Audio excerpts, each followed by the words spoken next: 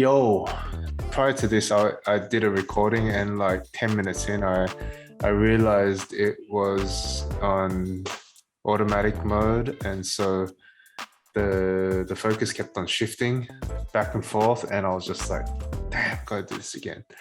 So here we are. You've probably noticed also that different angle, probably the visuals are different as well. And that's because I'm using my Fuji X100F. Prior to that, I was using my phone as the webcam.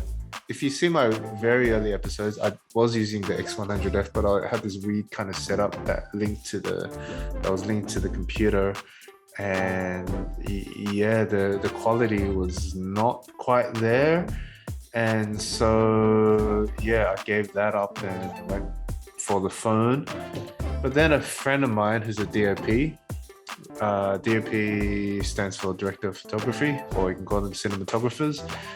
Yeah, director friend of mine suggested, like, why don't you just shoot straight off the camera? And I was like, yeah, I should have tried that from the beginning. I think what stopped me, however, was that I'm unable to see myself because yeah, the LED screen doesn't flip. So, but I think I'm quite comfortable with this angle, I have to say. But let me know in the comment section what you think. You prefer this angle or you prefer the frontal view? Would love to know your opinions. So for those of you who are new to this channel, welcome. My name's Aswa. I am a film director and I direct TV commercials. And basically this channel, I showcase some really amazing and cinematic commercials. I feel that yeah, people kind of look down on commercials. You know, when you tell them you're a film director, they quickly think, oh, Hollywood, and then you tell them you make TV commercials, and they're like, huh, okay. But you know, there are some really groundbreaking and breathtaking commercials out there, and I have to tell you that we play with all the same toys that the guys in Hollywood work with. All the cameras and stuff, like we also work on the Red and the Ari, the Sony, the Blackmagic.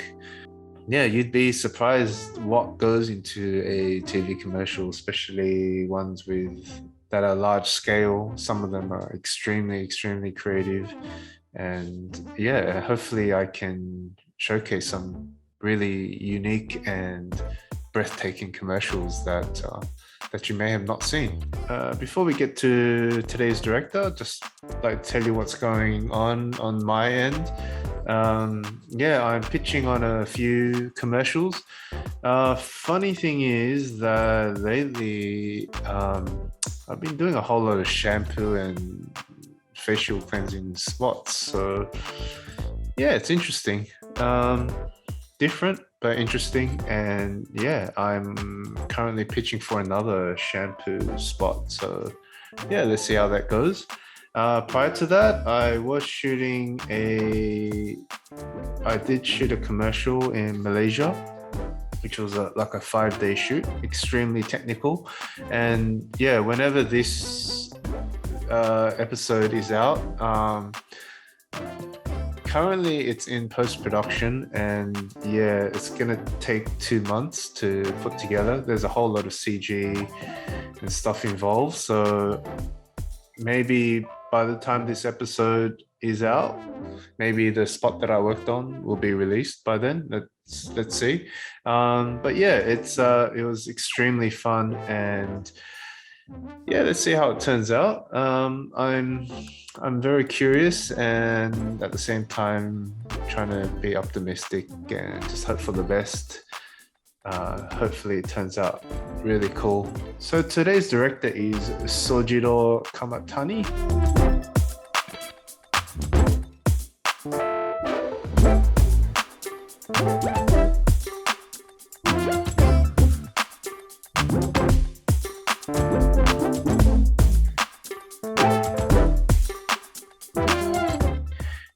He's a Japanese director. Now, I'm not sure because having a look at Nexus Studios, which is the production house that represents him, he does partner up with another director, it seems, because it comes out as Sojiro and Eri. So for this particular spot, I'm not sure if he went solo or if he directed it together with Eri. So apologies if this was directed by both, but from what I can tell, I think this was a solo job, as in directed by Sojiro. Correct me if I'm wrong. If this video does reach out to you, please let me know. The work I'm going to be showcasing is a bit different from the other stuff that they've done, because if you check out their work, and I would strongly suggest that you do, because their work is amazing, and I'll leave a link in the description down below, so check that out.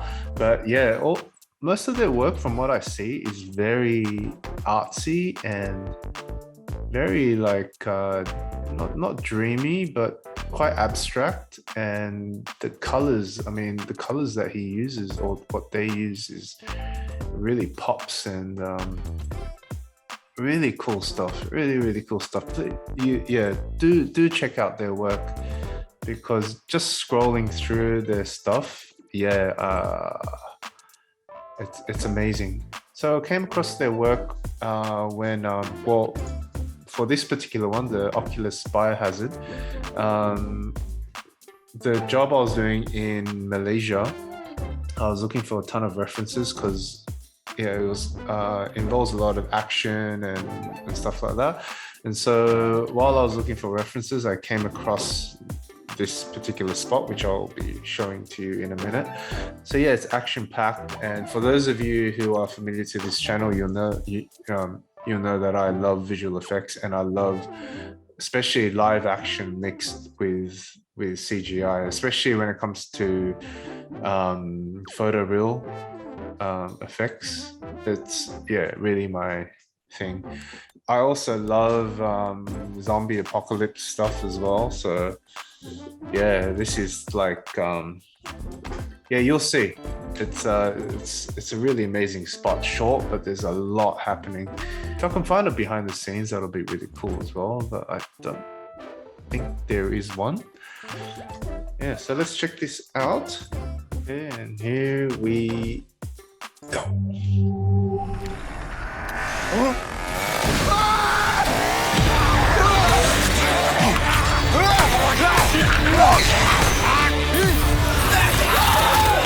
I love this scene, man. It's so cool.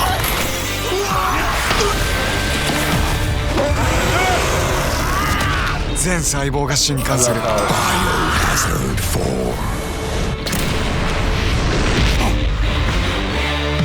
Unlock yourself, Oculus. Yeah, I just love how it starts from POV, and then it shifts to a third person point of view, and then back to POV. So cool. How long is this? 30 seconds. That's usually for 30-second spots, it's quite hard to cram in like a lot of scenes, but this one was able to. This one's quite jam-packed, and yeah, they were able to kind of cram it all in within 30 seconds. That is quite an achievement in itself, I have to say. Yeah, there's a lot happening. Sorry, gotta check this one out again. It's just and here we go.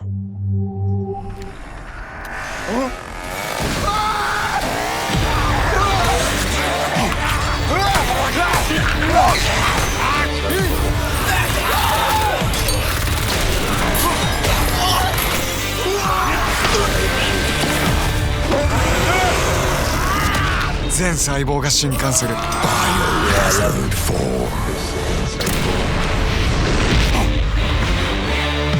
Unlock yourself, Oculus. Yeah, man. Yeah, I'm sold. after watching that, like, who wouldn't want to get themselves an Oculus? But yeah, if I just scroll through this, I just love how from POV, and then they would use like a whip pan to change into a third person point of view. But this one's cool. Like we see him get knocked out by the Texas Chainsaw Massacre dude, and and then we see the shift from like as he crashes through the window, and we're back to the POV view. That's cool. Even this scene when he's about to shoot the rocket launcher, just that pose that he's in, like when he's in midair. Just wondering if they use wire to hold him up, or maybe he's on some like his body's like leaning against some kind of green screen or blue screen, like it's not Apple box, like a platform. Maybe. Would love to see it behind the scenes, or that's fun to speculate. Wish I could see it behind the scenes, because I love to know how some of these scenes were executed. But yeah, I mean, I guess with all the POV stuff, they would have had like a helmet rig. Once they got to third person, it was most likely like a steady cam, or the camera was like on an easy rig. But yeah, such an amazing spot. And I mean, I have to say that this spot is very different from his spot, or their spot. Sorry, I don't know if this was done solely by Sojiro, but if you look at his other spots, they're very different to this one. His visuals are quite punchy, like quite strong colors. Well, this one's more like kind of like more desaturated, but his other stuff is like, the color pops, and they're all unique. Then like I can't say that one is similar to the other. They all have their own unique kind of visual language. But yeah, can't say enough. But yeah, do check out more of their work. Yeah, it's quite it's very interesting looking at other directors' works. As a director myself, it's a journey to try and get to a certain level.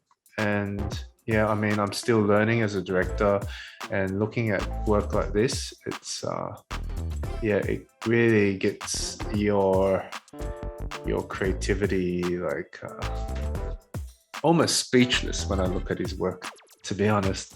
The great thing about film directing is that you look at other people's works and see their interpretations on certain things, and how they tell their story through visuals. Really, really inspiring. And I'm learning every day by looking at other people's works, and just being inspired, and being able to put my own, I guess, touch, or put my own kind of style and signature to my own work. But yeah, hopefully I'd like to get to a level like this one day. That's part of the fun of being a director, is that no job is the same as the next. Every job is different, and it's just, I guess, your way of interpreting it with your visual style. Also strongly recommend you check out my other episodes. Every director that I showcase is really, their stuff is out of this world, and they all have their own unique visual style.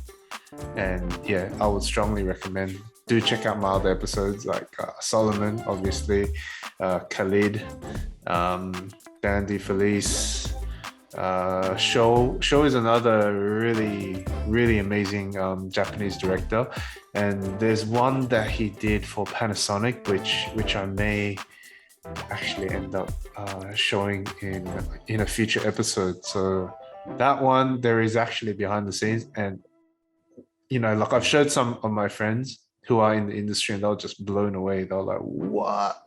And yeah, I can't wait to show you that one. And that will definitely be in a future episode. So if you like today's episode, please give it a thumbs up and please subscribe. It really helps me to really put a bit more effort into my videos. And yeah, I really would like to continue to really showcase some amazing work. And yeah, can't wait to share more amazing stuff because there's so much out there that I love to show you. So yeah, please support the channel. Also follow me on Instagram at aswa_hand. Check out some of my work at aswahand.com.